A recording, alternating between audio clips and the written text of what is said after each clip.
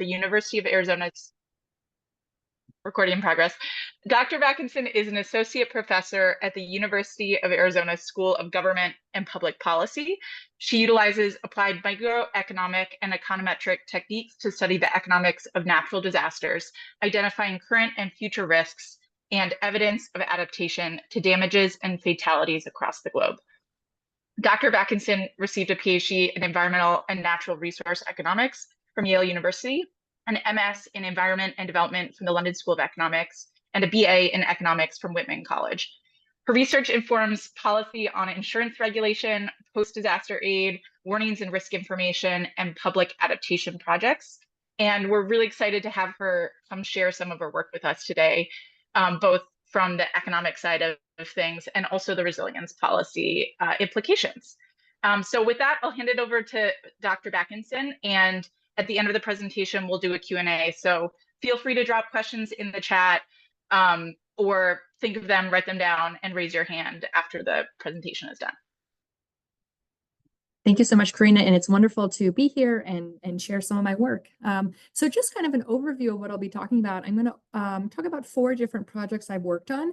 The first 2 are very specific to natural disasters and thinking about one important piece as to who lives in harm's way and how we can think about how that may change over time in this kind of behavioral response of mobility and where people live. And then we know natural disasters aren't the only environmental risk or threat. So I want to put disasters kind of in the context of broader environmental burdens. So I'll kind of talk briefly about a little bit of work then as well. So motivation, of course, this is no surprise to anybody here. We know that natural disasters have great risks to human communities. Historically, we expect these risks to rise in the future, in the coming decades, with climate and socioeconomic change. And, broadly, in the US, on the order of about $1.25 billion per year in direct losses. We know that these damage estimates may underestimate the true cost in some cases. And we know that these loss numbers have been rising over time as well, again, due in part to socioeconomic changes and also climatic changes. So here's just kind of the 2024 map from the NOAA's $1 billion weather and climate disasters webpage. And already we've had 15 different $1 billion weather and climate disasters this year. So we know, both in the US and around the globe, disasters pose really challenging threats to human communities. So it's clearly a critical research and policy question to better understand how to respond to these, how to anticipate, how to adapt, and how to become more resilient. So one area of my research that I'm particularly interested in is looking where people live, because who's living in harm's way? We know that just like disaster risk isn't homogeneous across space, people don't live homogeneously or kind of in equal concentrations or equal types across space. And if we see clustering or sorting, as we call it in my literature or in some literatures, we may expect heterogeneous impacts, heterogeneous responses. And that means that we may need to understand these sorting dynamics as a key piece of this policy puzzle. So if you think about who lives in harm's way, at least casually speaking, there tend to be dueling narratives about who's in harm's way. We see some narratives of high disaster risk also clearly being correlated with really high amenity values, living in high valued homes right along the beach with beautiful views, maybe in high wildfire risk areas that might be very remote, but wonderful high amenity value areas, access to recreation, access to views. So one kind of narrative is that people living in disaster areas might tend to be wealthier, higher income, and also more predominantly white. But we also know that there's a second narrative where disasters hit lower income people of color really hard. So an important question here is kind of disentangling, who lives in harm's way and how can we kind of characterize this in a systematic way. And of course, as I motivated before, if different types of people live in harm's way, this may mean very different implications for damage estimates, for policy decisions to try to increase resilience and increase equity in disaster outcomes, to help inform resilient solutions, and also importantly, understand how individuals are making decisions. This, a critical piece in modeling things like damages, both now and into the future. So in the first paper I'm going to talk about today is joint with Lala Ma at the University of Kentucky, was published in 2020 in the Journal of Environmental Economics and Management. And we wanted to ask this base question of, do people sort over flood risk? Or in other words, are there heterogeneous, do different types of people tend to live in high flood risk areas? If so, we also were interested in the implications for flood insurance reform, so reforms to the National Flood Insurance Program. And of course, a key challenge is there may be other correlated confounders with flood risk. Maybe people are moving there for other reasons, maybe high amenity values, maybe higher wages, et cetera. So we want to be very careful in our analysis to control for some of these other factors. So very, very briefly, we use a residential sorting model. So basically, we got residential property sales data from 2009 to 2012 for all of Southeast Florida. So Miami-Dade, Port St. Lucie, Fort Lauderdale combined statistical area. And this tells us where people moved to. And we can then match those sales data with a lot of rich neighborhood data, geospatial data, and importantly, official FEMA flood zones. We also backed out through the FEMA technical manual our estimates of the insurance premiums people would pay, being careful to include any sort of discounts or subsidies that they might receive. And then through the Home Mortgage Disclosure Act, we're able to merge in their self-disclosed race, ethnicity, and income. And again, this is going to be really important to understand how different types of people might be making different moving decisions or where they're living. So in a nutshell, the model says we see from the property sales, this is where people decided to live relative to all the other locations that they could have lived or didn't choose to buy or didn't choose to live in. And we can look at all of those combinations, assuming people make optimal location choice decisions, which of course is an important assumption. And also relative to the prices. Obviously, everybody would love to live in wonderful high amenity areas, but that's could be quite expensive sometimes. So ability to pay is going to be a key piece of this as well. But we can back out the willingness to pay, and of course, the key piece is ability to pay for different features of the housing market. And important to this piece of work was of the feature of flood risk, how much disutility or how much people are willing to pay to avoid flood risk, or conversely, how much lower the prices have to be in a high flood risk area in order for people to move into those areas. The other nice thing about a residential sorting model, it's considered a structural model, and so we can estimate policy counterfactuals.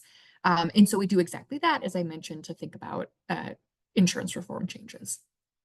So just to give you a little bit of a setting the stage why we may think there's a correlation between flood risk and different sociodemographic characteristics. On the far left panel, these are the official FEMA flood zones. So the lighter tide of tan color, that's X zones, those are inland low risk zones. The A kind of medium peach color is our high risk inland flood zones. And then V, the high risk coastal zones. We see that there's actually very, very few high risk coastal zones since obviously a minority of the area of land is coastal, but it still is an important piece of the question. And we see the second map of southeastern Florida is per capita income. So the darker red or peach is higher income. And we see, just casually a seeming correlation between high income and coastal flood risk. And then the third map is of fraction of residents who are Hispanic. And again, the darker colors represent a higher fraction, so upwards of 78% for the darkest color or more. And again, we see here, especially in kind of the center part of the map, correlation potentially between inland flood risk and fraction of Hispanic residents. So again, just suggestive evidence, but indicative that there may be sorting over flood risk.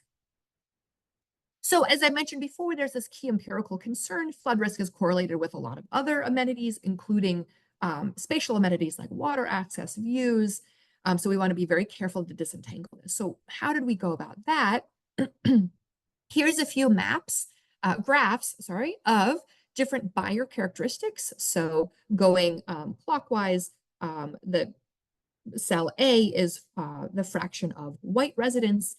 than the fraction of Hispanic residents in cell B. Cell C is the fraction of Black residents, and D is per capita income. These are all normalized to 0. Right in the vertical dashed line is the boundary between an X flood zone, so a low risk inland flood zone, and a high risk inland flood zone, zone A. So to the left of each of these graphs, those are lower risk areas and getting further away from that flood boundary. And then to the right of these areas, we see we're in high risk. It doesn't mean that the risk increases continuously as you get further away from the boundary, but we know that it's higher risk versus lower risk.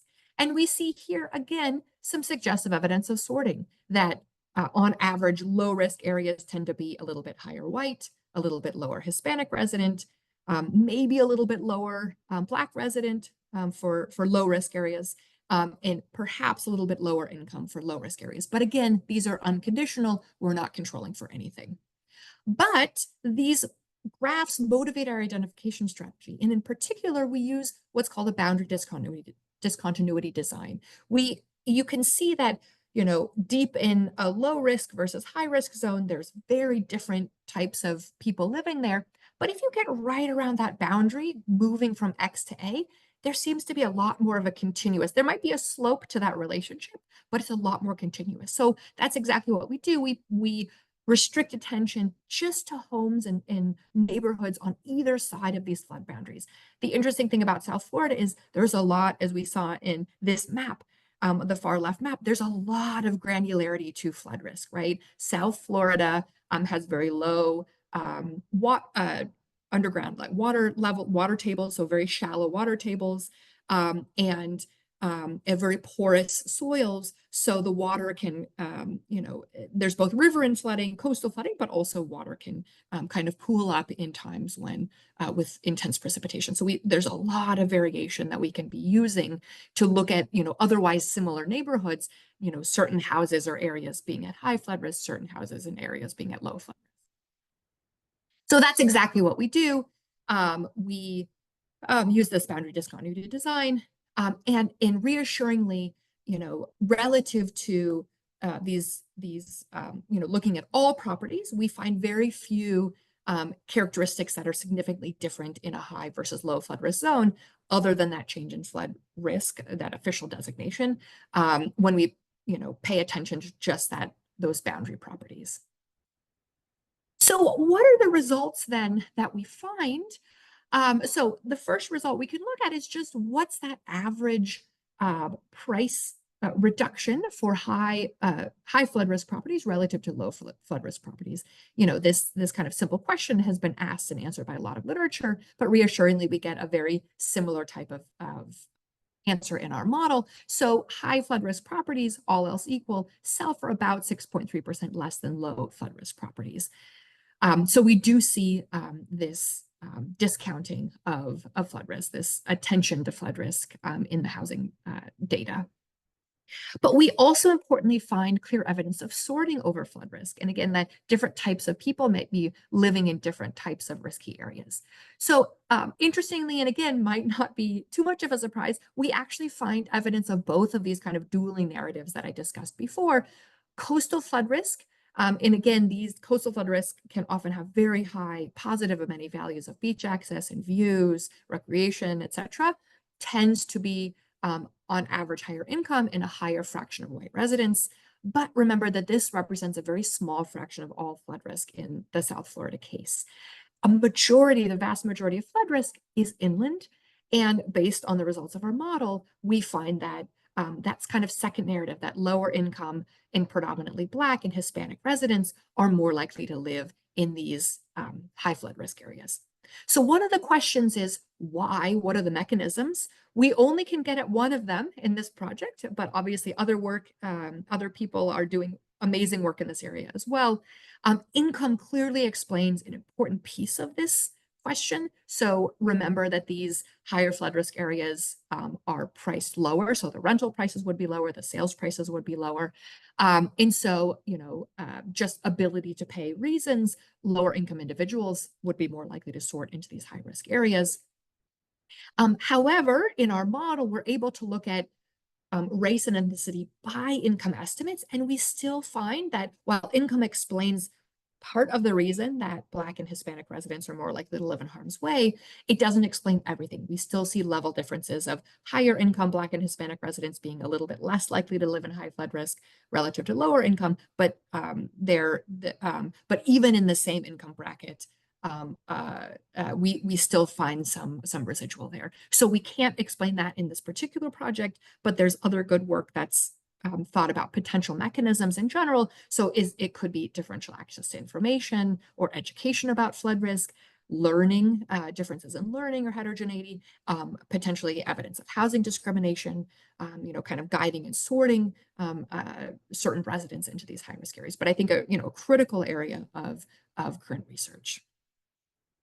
So now that we have this model, we can look at policy counterfactuals to see implications for policy reform and to give better guidance about how to increase resilience, how to mitigate impacts, etc.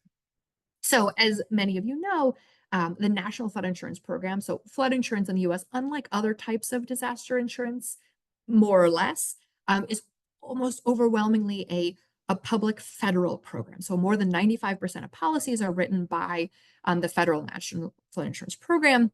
And as you know, likely know, flood insurance is mandatory if you live in a high-risk flood zone and you have a federally backed mortgage.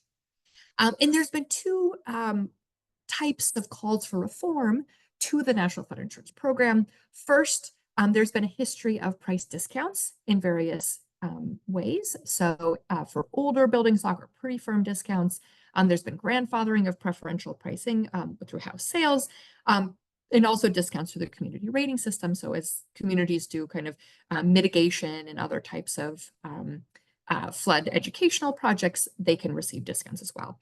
Now, these are the three types of price discounts that we examine in this paper. This is not, we didn't look at risk rating 2.0, so we were a little bit early to look at risk rating 2.0.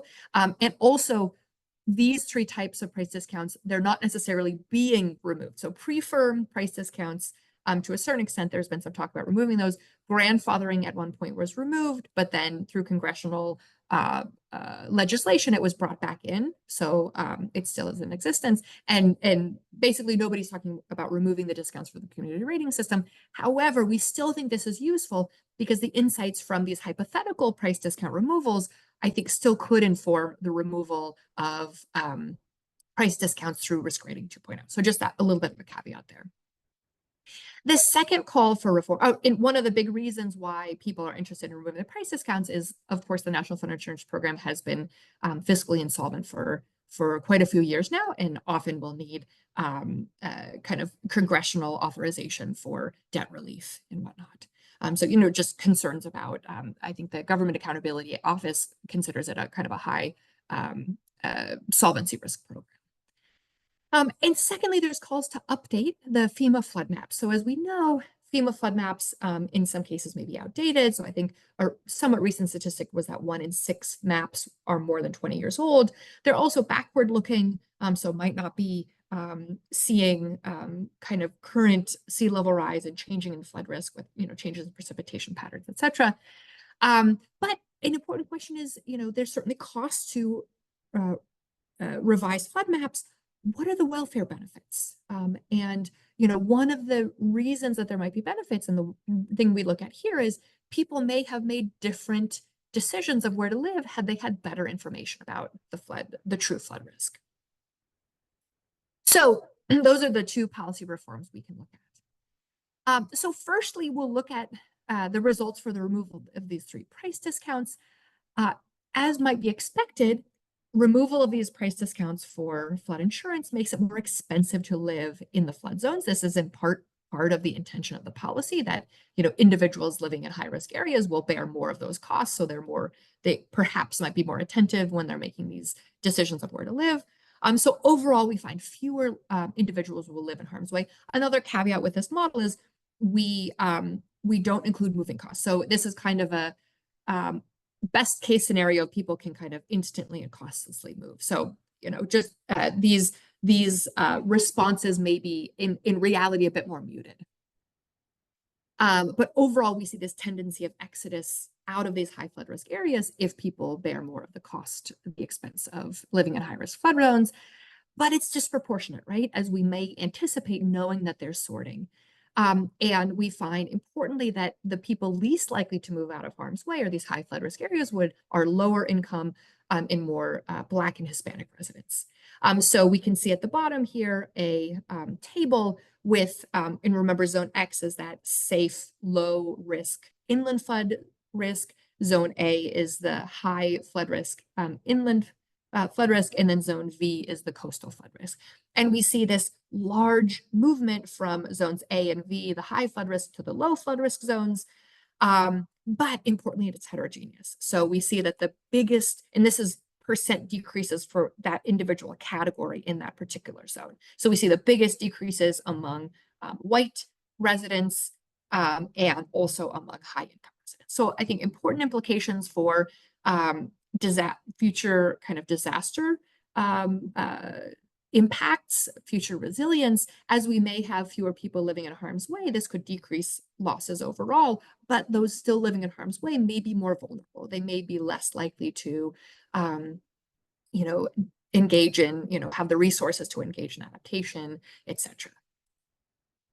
And also, from a financial perspective, the removal of the price discounts, given that lower income Black and Hispanic residents are more likely to remain in high flood risk areas after the reforms, they bear as a fraction of income the greater financial costs. So not only would they remain in these high disaster risk areas, but also bear more of that financial cost. So again, really, these results highlight that, well-intentioned policy, a kind of a well-known finding, but well-intentioned policy could have disproportionate and unintended impacts. So the graph at the bottom is, so these are the y-axis is all welfare change as a fraction of income, and these are all negative numbers, importantly. And we see that the x-axis is average income. So the lowest income individuals are the ones hit hardest as a fraction of income in terms of higher costs of living in these high flood risk areas, given the removal of the subsidies. And then the second piece, the flood map updates. So the idea here is it's kind of a value information calculation. We look at the choices of where people lived, the choices that they made using old flood maps that were outdated, but they think that that's the true flood risk.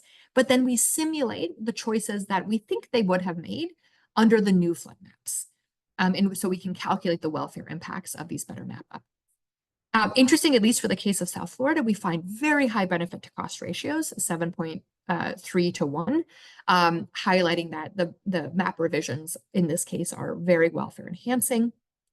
And a bit of the opposite story of the price subsidy removals. So as a fraction of income, the largest welfare gains from better information are lower income residents. Why? They're more likely to live in harm's way in the first place, so they would be more likely to kind of benefit from this better information.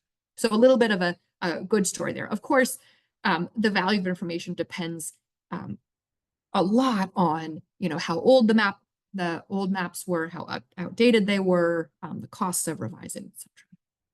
But still, I think a useful case study to kind of understand this.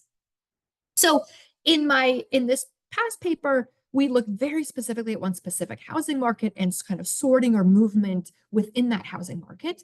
But another key question is, we know people what's interesting about flood risk is, remember, there's a lot of that granularity where, certain neighborhoods may be very low flood risk, certain neighborhoods may be high flood risk. But what about long run migration in response to disaster risk? This is another key question. So in the second paper with Chin Fan, it was published in Land Economics in 2002. We look exactly at that question. Is there kind of long run migration in response to hurricane risk? So instead of flood risk, which can be very localized, hurricane risk, can be a bit broader over space. One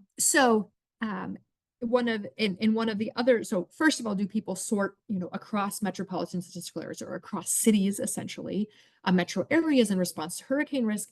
And if so, or if not, how might we expect climate change and changes in that hurricane risk distribution to impact the distribution of population across the United States? So if people don't move a lot, or might not respond much to this increasing risk, or if they do, it's important to inform future migration policy and also future in situ adaptation. If people aren't moving, then we need to think about very different adaptation strategies than if migration is a big adaptation strategy. So we use a very similar sorting model, the base model, except it's longer run decisions. So instead of looking at individual property sales within housing market, we look at where people live across all major MSAs in the US. So the household location in their statistics, so it's some census data from IPUMS, so their income, housing characteristics, in the head of household age, education, number of children, their birth state to kind of understand, where they grew up and as a proxy for where they grew up and what information that they might have.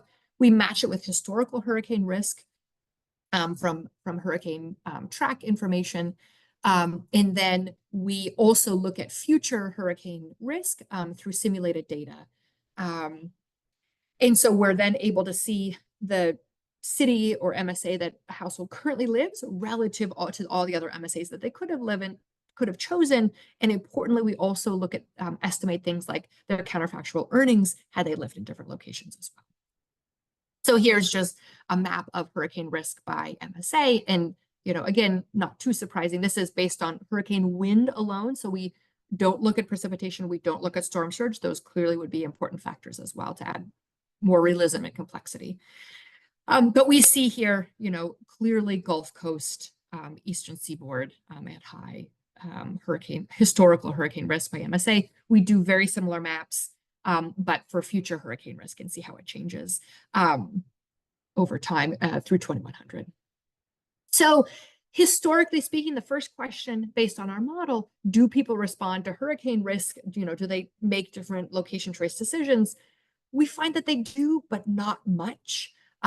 So important kind of this non-marginal response that we don't see a big, there is some, but not a lot of response to hurricane risk, but it is heterogeneous. So people more likely to live in harm's way are households without children, older individuals, including retirees, people who are from these high-risk areas, and also higher education individuals. So again, getting this concept of kind of who still is in harm's way on average.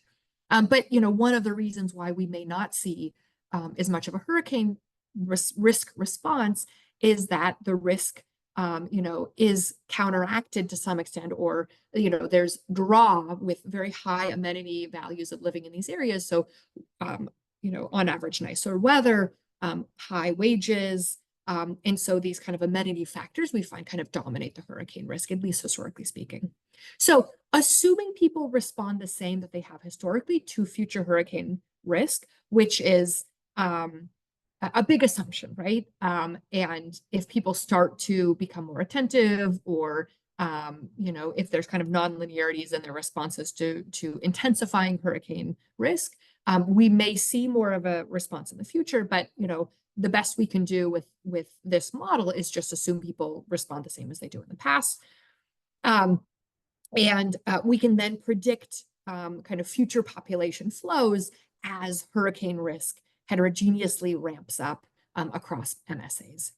So one of the nice things with the simulated hurricane track data is we can get MSA specific future estimates of hurricane risk. So we kind of follow these simulated storm tracks and can look at kind of future changes in MSA risk rather than just a homogeneous assumption. So for kind of a placebo test, we assume homogeneity, and I'll show you those results that we're underestimating the effect, it turns out, if you assume homogeneity.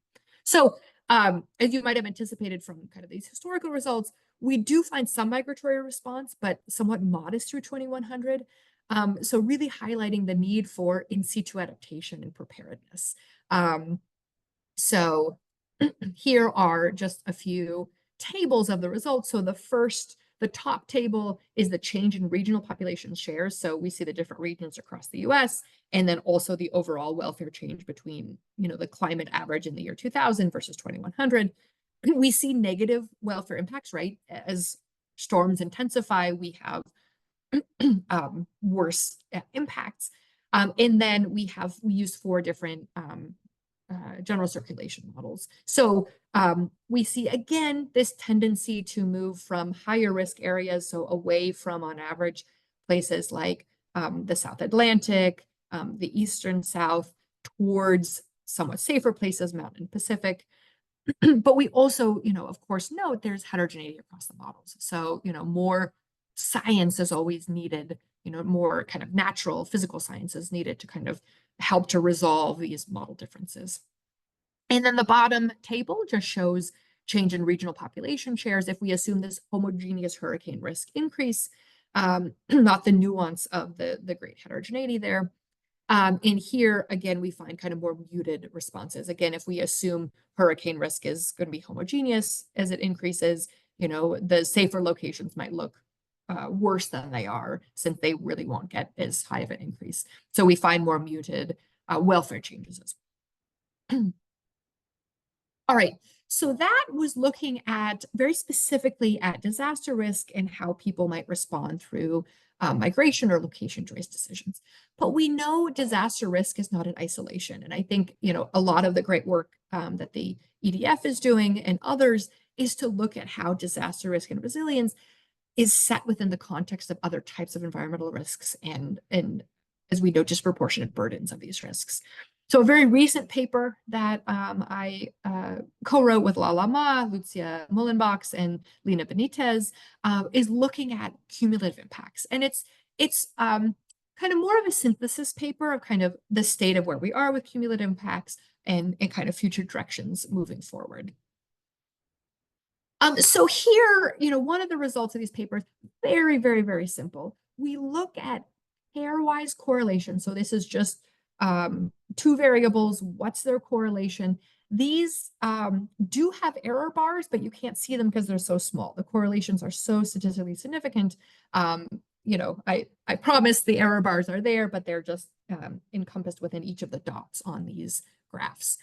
And just to give you a sense, the top 2 graphs look at different pollution outcomes. So things like air toxics, cancer risk, superfirm proximity, high ozone, proximity to coal mines or lead mines, and the correlation with, on the left graphs, percent of non-white residents, and on the right graphs, the percent of low income. So the top row looks at pollution, the middle row looks at kind of typical vulnerability indicators, things like fraction low income, fraction with less than a high school education, fraction without internet, etc., and also some health outcomes. So thinking about high blood pressure, disability, and other types of percent asthma.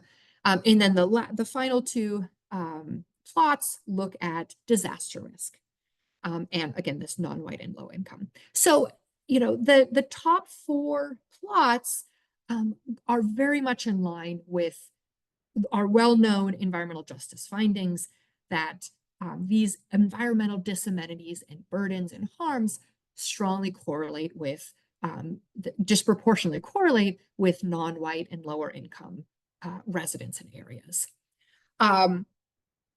Again, these are only pairwise, and clearly this only hints at things like cumulative impacts. If, cumulative impacts, which I'll define in a slide or 2, but if we know that certain communities may be overburdened by multiple stressors, these stressors may interact in ways that make them even worse. That's one of the key challenges of cumulative impacts. How can we start to theoretically and empirically operationalize these concepts? Interestingly, the last 2 graphs, though, we see disaster risk and percent non-white and percent low income. It's a little bit more mixed. And again, I think this relates back to that initial kind of dueling narratives that I described. Disaster risk can also, in some cases, come very strongly with correlated positive amenities. And so, these graphs don't say that isn't disproportionate burden, but rather there may be a lot more going on, I think, as I've already motivated with the past 2 papers. So again, I think one of these really key frontier topics right now is moving, building upon all of this incredible environmental justice work that's been done and thinking a lot more carefully and critically about cumulative impacts that, instead of analyzing stressors individually, how can we know theoretically they likely interlink and may have kind of non-linear harms in that sense. So really, I think this is one of the frontiers. There's a lot of growing federal and state interest. So even back with Clinton's executive order in 1994 for environmental justice, but even that wanting to identify multiple and cumulative exposures, even though the cumulative exposures part was probably less focused on in those initial years. Biden's recent, 2021 executive order making environmental justice part of federal agencies' missions. And also the White House's Justice 40 initiative, of course, directing 40% of benefits from federal investments, certain federal investments, to go to disadvantaged and overburdened communities.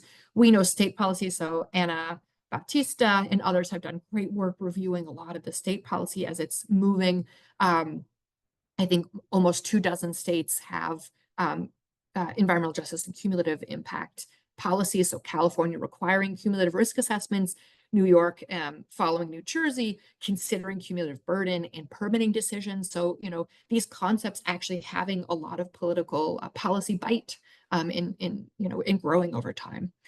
But one of the key pieces here, and one thing that interests me a lot, is we're already making significant policy and funding decisions on this concept of cumulative burden, but I need to operationalize it in order to put it into practice, which is already being done. So here's just a few different environmental justice and cumulative impacts indices. I'll note only 2 of them actually aggregates, so maybe gets closer to cumulative impact. So CalEnviroscreen, that kind of aggregates different pollution and population characteristics, normalizes them, aggregates them for kind of an overall burden score.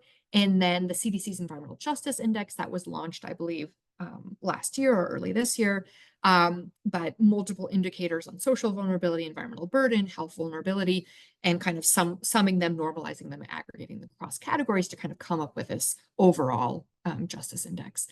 And then a couple of other sources, so EPA's EJ screens, an incredible data source with block group level data of kind of multiple types of environmental burdens, but importantly, they don't aggregate to a single cumulative impact number, in part based on their Science Advisory Board's recommendation as well, that it's unclear how to aggregate, or there may be different ways to aggregate, and that may make a difference. So for now, they don't aggregate, and it's used kind of more for policy scoping and informal purposes rather than as a sole basis for decision making for the EPA.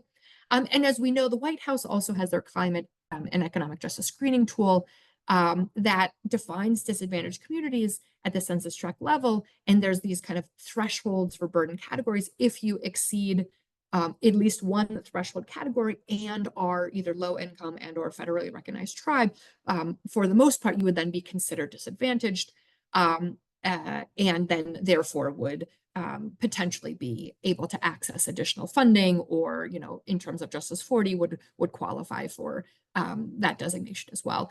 Importantly, they don't use any race or ethnicity variables, given that this is a federal level tool, and they also don't aggregate.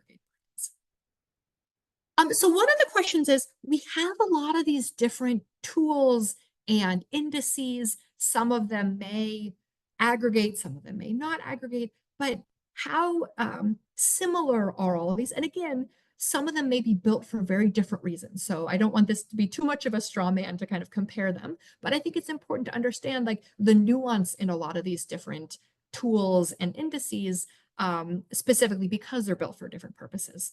So we did a little bit of data work in the paper with that I was just describing, and the CDC's and White House's cumulative impact definition. So if you would be defined as high burden communities, there is a clear positive correlation, but it's not perfect, right? So they're clearly getting at slightly different context. So concepts. So the correlation is about 0.61.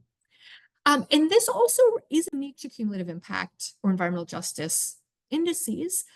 In a previous paper with Kate Fox-Lint, Laura Reed, and Igor Linkoff at the U.S. Army Corps of Engineers, we looked at 5 different resilience and vulnerability and natural disaster resilience and vulnerability indices. So Cutter, Burton, and Emmerich's Baseline Resilience Index for communities, Peacock et al.'s Community Disaster Resilience Index, Foster's Resilience Capacity Index, Cutter, Boroff, and Shirley's Social Vulnerability Index, and Flanagan et al.'s Social Vulnerability Index. So here are, again, just simple pairwise correlations, but given all of the geographic overlap and given the vulnerability or resilience of different communities in each of these areas, we just looked at the simple pairwise correlation. So the correlations in gray are a resilience to a vulnerability indices. These should be negatively correlated, right? If you're more resilient, you should be less vulnerable, which we find they're all negatively correlated. And in the white cells, these are all either just resilience or just vulnerability indices. These should all be positively correlated, which they are. That's very reassuring. But we see actually wide variations in the actual correlation coefficients from between BRIC and CDRI, a correlation coefficient of about 0.8, which is quite high, to a correlation of just 0.28 between BRIC and the resilience capacity index.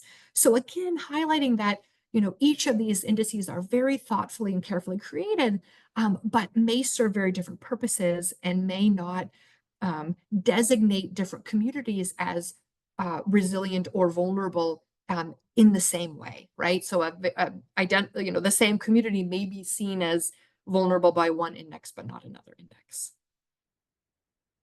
So, in the paper, the cumulative impacts paper, we also just kind of briefly highlight some of the challenges. And I'll go through this very briefly, and I'm almost done because I definitely want to get to your the discussion in the Q&A afterwards.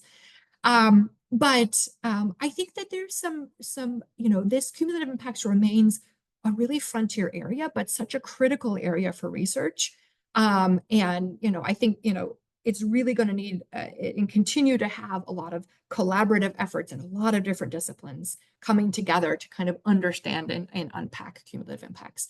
So just a few of kind of the current challenges. This isn't exhaustive, but that we highlight in our paper.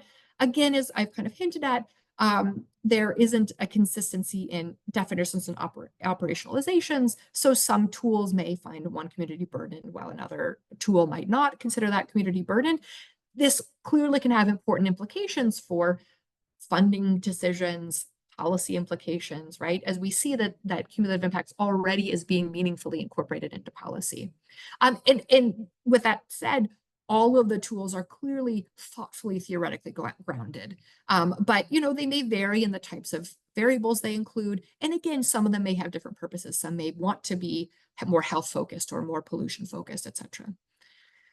They're also, and this is true of any sort of index, but just underlying data quality questions, potential issues with measurement error, missing variables, so if a variable isn't included, and then kind of a lack of standardization in, panel data sets or temporal data sets. So just, again, another challenge to think about.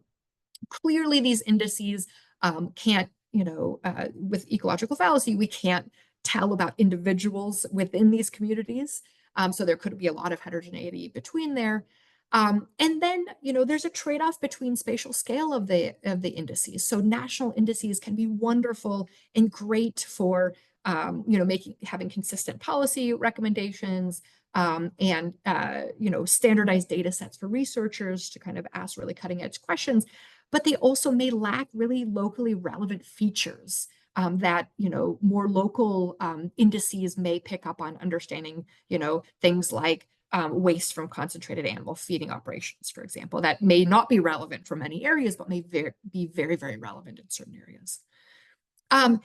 I think critical for cumulative impacts is thinking about how we aggregate. The idea with cumulative impacts is multiple burdens can be correlated, but they may interact, and the sum of the welfare impacts may be much larger than just the sum of the individual impacts. Thinking really carefully about how do we think about aggregating these. And again, this is where I think a lot of different disciplines come in together, atmospheric chemistry, thinking about how different, atmospheric gaseous pollutants may be interacting. thinking about ethnographic studies that kind of understand how people are perceiving their impacts. So I think just a lot of different interesting questions there. As I kind of motivated in the first paper as well, there could be heterogeneous behavioral responses. So the outcome, the harms we may see may look very different for the same pollutants based on these behavioral responses or differences in underlying sensitivities.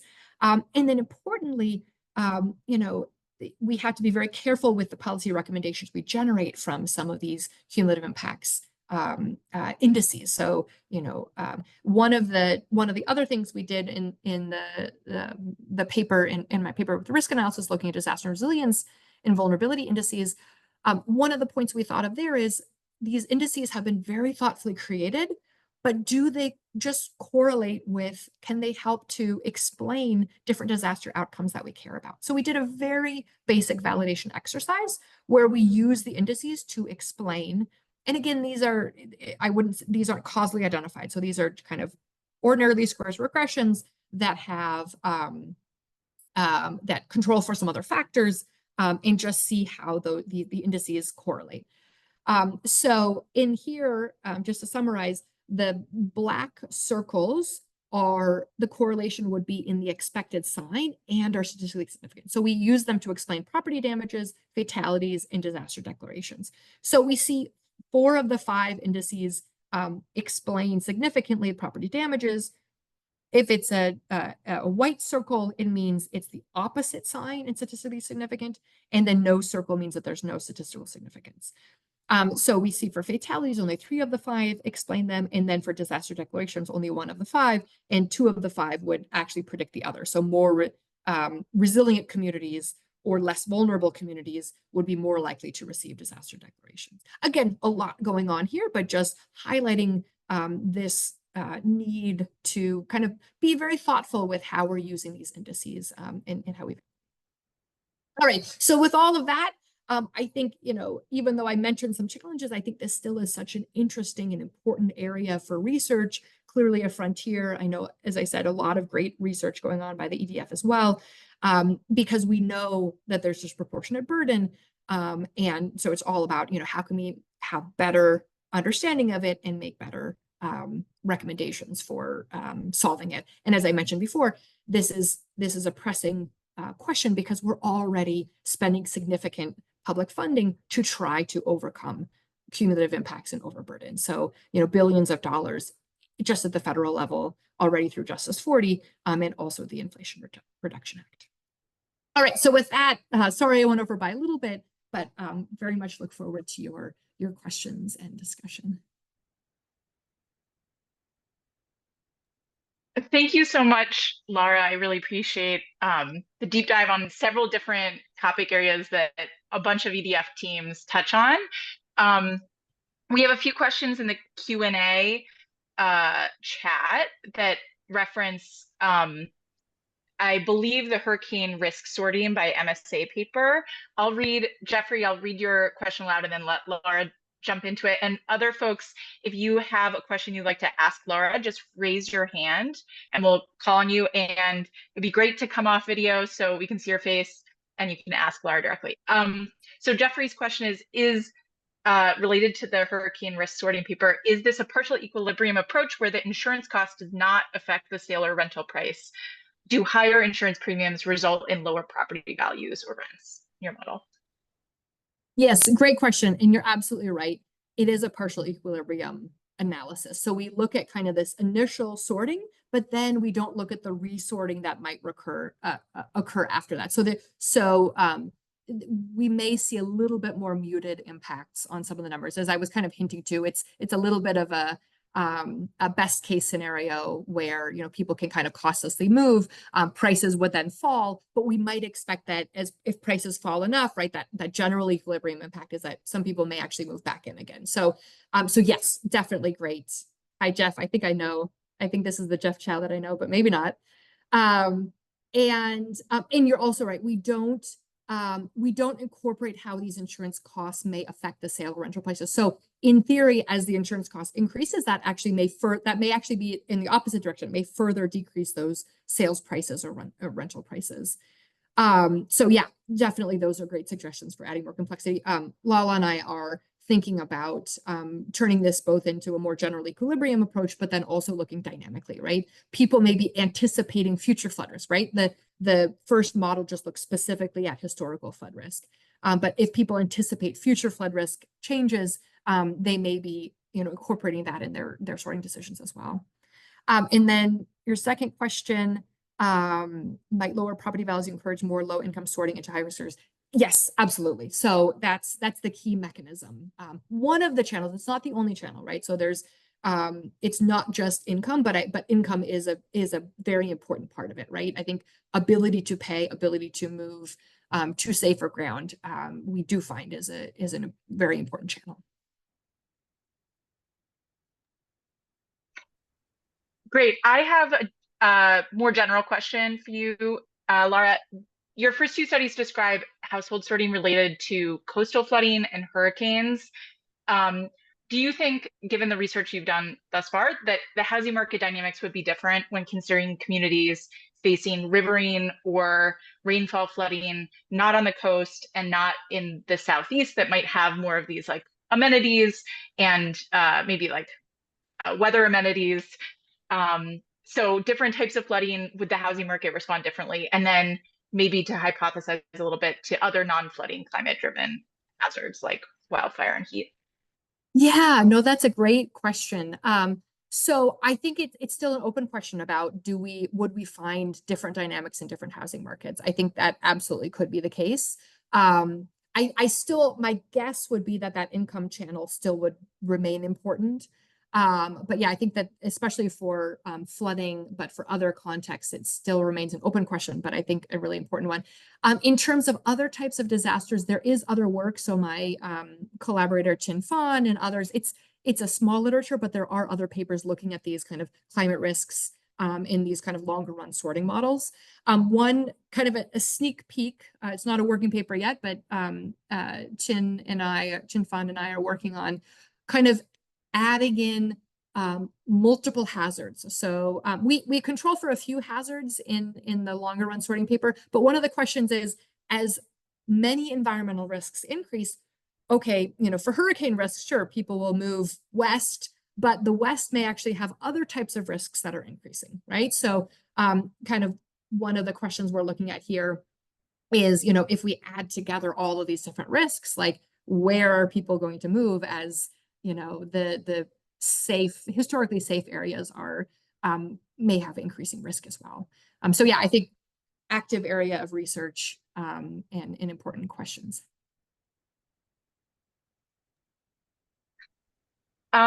There is, Jesse has his hand up to ask a question. I'm going to just read a comment that was dropped in the chat from Tina, which is that one of the factors you mentioned in the hurricane and flood migration response was that people who are older and who are from a certain area are less likely to move.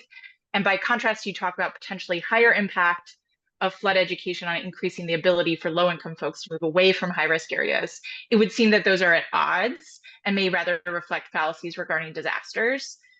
People don't actually understand risk well, et cetera. Do you want to respond to that comment? And then Jesse, you're on deck. Yeah. No, that sounds great. Yeah, great comment. So I do want to be clear. In terms of the flood education, we didn't specifically look at that mechanism. So that was a potential channel, but something that we were saying this might be a reason, like education might help. But I think you're absolutely right that there is work that's been done looking at flood salience and knowledge about flooding. But that wasn't a specific finding that education would mitigate this lack of response, although it could be, if that makes sense. And then I think it doesn't necessarily have to contrast because and again, we have the statistical findings. We can't prove the mechanism as to why. We can speculate though. So one of the things we talked about with age was, older residents may be less able to move, right? If they, have, depending on, the agency of where they are living, They may have fewer resources to, do a long range move. They also just, given, expected lifespan, right? Like they may not be looking 50 years into the future about future hurricane risk as well. And then also the certain areas less likely to move. So one of our findings was that people who were born in high risk areas were more likely to not move out of harm's way. And there could be a couple mechanisms. We can't say exactly why with this work, but they may just understand the risk better, right? They may understand how to respond. They also may have higher what can be known as psychological moving costs. So they may just have greater attachment to place, right? Like this is their community, this is where their family lives. Those may be variables we're missing in the model that, we have this coarse proxy for where they were born. But they may be, there's some people that live in very, very high risk areas, but it's very meaningful for them to live there. So it's a trade-off that they accept. But I think, Tina, your question is exactly right about really how do we unpack these mechanisms? I think that's a really active and important area of research to disentangle the why, and then that can directly inform policy solutions, right? If we find, yes, education helps to move people out of harm's way, then that can be a really specific policy tool to try to help people to make better decisions. Go ahead, Jesse. Hi, Laura. My name is Jesse Gurevich. This is really fantastic. Thank you. On your first paper, the sorting paper, I had two questions. One, a methodological question is, did you ever think about using like a more like panel model approach using like the event of a firm update or the bigger waters implementation as opposed to like the discontinuity approach? And then the second question is, like with these policy reforms that like are theoretically improving efficiency of housing markets, but that might have this like equity trade-off of vulnerable populations sorting into high-risk flood zones. Have you thought about kind of like ways to pair or complement those reforms in ways that kind of like address that distributional equity piece? Yeah, no, great question. So we hadn't explored, but for your first question, we hadn't explored these kind of policy changes specifically in this model, but I think one certainly could. And I know others have looked at it to look at things like, changes in house prices, how people may be, capitalizing the risk. I'm trying to think. I'd have to think about, yeah, I think that could be an interesting way to embed it in the sorting model. One of the nice things about the sorting model is it's a structural model, so we can run these policy counterfactuals. If we move to a pure panel approach and looked at like a location choice decision or like more of a reduced form approach, location choice or housing prices, we absolutely could do that. And I think there are people that have looked, especially at that, as I said, the housing price piece, they've looked at it through some of these policy changes. But then it's much trickier to do the policy counterfactuals because we don't get those kind of primitives of the model to these kind of behavioral parameters. But yeah, no, I think that those would be really interesting. And kind of flipping it as well, one could use a sorting model to also, it could be kind of a validation in a sense, use a sorting model to estimate the impacts counterfactually of some of these policy changes and see if that's actually what happened. That could be a really nice way also to validate the model. And then this equity efficiency trade-off. No, this is such a great question. And I think, yeah, classically, everyone, it's posed as a trade-off. Maybe I'm a little too optimistic, but I think there's a lot of ways where actually equity and efficiency go hand in hand, especially with natural disasters, knowing that there can be large cost spillovers. If a community is harmed, it doesn't just harm that community. There can be broader tax revenue implications. There can be broader business impacts. I think I might not be quite getting at your question because my notes might not be detailed enough that I took down. But one of the things that really intrigues me is actually how we can motivate. I think equity obviously can be motivated by equity's sake alone, and that's enough. But I actually think there can be a lot of efficiency motivations too. As I said, with the need for complementarities in adaptation, spillovers. I have another project looking at the benefits of building codes for hurricane winds. 50% of the benefits, about half, come from reductions in secondary losses. So maybe I don't care if my house blows down, but then I destroy all my neighbors' homes. That's something that, relying on kind of, individual decisions is not going to get you the efficient solution. I want to acknowledge that we're a little bit over. Laura, are you able to stay on? Yes, and my apologies. I think I talked for about 10 minutes too long, so. No, that's okay. I'm going to keep going. There's a few more questions in the chat, and if people want to raise their hand and stay on, that's great. We'll keep it going, and if you need to drop off, that's totally fine. Mook says, thanks for your talk. How do we think about cumulative burdens for low-income households in the global South? Can we use similar frameworks for your presentation that your presentation has shown in the US? Great question. So I think at its base, cumulative burdens are everywhere, right? These idea of environmental stressors and hazards and harms that are not uniform across space and that likely build and interact with each other in harmful ways. So I think the base of it could apply, ubiquitously around the world. However, I think you're also absolutely right in pointing out that the types of burdens, the types of impacts may be very different, right? So as I was talking about how a national level index may miss a lot of that important nuance and granularity of, that might be a very well-known burden and very harmful burden in a particular area. So I think that, having really good, institutional and local knowledge of what's going on, how it's being impacted, what are the threats and burdens people are being harmed by.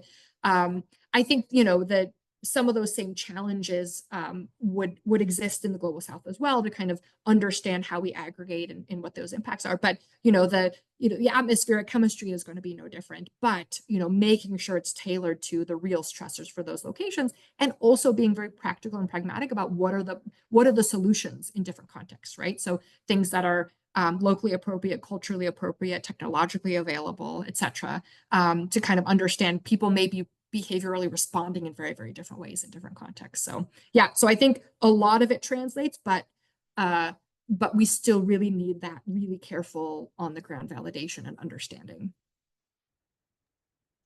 Great. Jeremy, go ahead. Thank you. Hi, Laura. Thank you so much for the excellent talk. I'm Jeremy Provell. I'm a director in our economics team here. So I just had a short question, which was about the South Florida context. One of your slides was saying how flooding is more pronounced inland, which is kind of not how I guess I would have thought about it being more storm surge or hurricanes. And just curious if you think that 6% price discrepancy you see is kind of more pronounced inland than on the coast as well, maybe as a result of perceptions that way. But and then I also had a separate comment. I'll just briefly, I'd be remiss if I didn't put a plug for our in-house index here, the Climate Vulnerability Index. And your last slide really spoke to me because I think that's something we're trying to do and scope in our future research is tailoring indices for, and in our case, we're specifically interested in climate impacts. So we've been talking with Tama Carlton and some other potential partners, but yeah, would love to kind of think about how we take a massive data set, like ours, but maybe even expanded, hundreds of indicators, and then just do, some regression analysis to use lasso estimators or other techniques to restrict it to what drives different impacts. So if you're up for it, I'd love to maybe just stay in touch and in the future get some advice for you on that. Yeah, no, that's awesome. Yes, I was looking at your guys' amazing website with your index, and I think at the baseline, one of the best public goods, I mean not the only one, but one of the public goods of having these amazing indices is the data that you now have available that's so easy to use, access, so people can really get to know their risks and understand them better. But yes, definitely happy to chat more about that. And then the first, oh my gosh, I totally blanked on your first question though. It was about, yes, South Yeah. Florida versus coastal risk. So you're right. So I was talking more in terms of percent of land area at risk for inland versus coastal flooding. In terms of the destructive potential of the floods, I completely agree with you that storm surge, the coastal flooding, and this is why we see those premiums are often, in some cases, thousands of dollars a year, because it's so high risk of damage. Keep in mind that flood insurance program, you're capped at $250,000 in property losses, so it's actually fairly incomplete insurance at that. But even with that said, and especially with the risk rating 2.0, some of these high risk areas have had huge increases in their premiums exactly because they are at so high risk and they had been arguably underpriced relative to their risk historically. So yes, I think I completely agree. I did want to make the point that there still is significant inland flooding in terms of harm to properties. And so if we only, pay attention to the surge that might have very persuasive visual imageries and indeed lead to a lot of property loss. And of course, higher valued properties for, the same surge, more higher total damages would be lost, right? As a fraction of the property, it may not be, but likely, on average, higher valued properties receive higher damage just because, all else equal, just because they're worth more. Which again, getting back to the question like equity versus efficiency, I think this is, using cost benefit analysis, we need to be very careful because it would, prioritize, these higher risk, higher valued areas, all else equal. But that was my point that just, especially in this case, and I think, the question of like, how would this expand to other locations? Would we see these same dynamics? That, this inland flooding still can be a significant burden for, the lower income residents that live there. Their properties might not be destroyed to the same extent as, a 10-foot storm surge on the coast. But, if they don't have sufficient resources to, mitigate mold and, other things, it still can lead to a lot of harmful impacts as well. But yes, I think point well taken and important to emphasize. Super helpful. Thank you. Well, I think that's it. I don't see any other hands up, and we're officially 10 minutes over. So maybe we'll conclude it there and say a huge thank you to you, Dr. Bakkensen, for joining us. And thank you all for joining our EDF Economics Seminar series. We do this monthly, so check out our schedule for the upcoming seminars. Thank you so much. Thanks, everyone.